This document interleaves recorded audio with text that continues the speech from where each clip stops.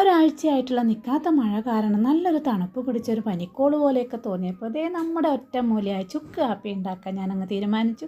2 glass വെള്ളത്തിൽ കഴുകിയെടുത്ത തുളസി ഇല, ചതച്ച കുരുമുളക്, ചതച്ച ചുക്ക്, ഒരല്പം മഞ്ഞൾപ്പൊടി, ഒരു 5-10 ഗ്രാമ്പു, ആവശ്യത്തിന് ശർക്കരയും കൂടെ ചേർത്ത് നന്നായിട്ടൊന്ന് തിളപ്പിച്ച് കുറുക്കിയെടുത്തിട്ടുണ്ട് കേട്ടോ.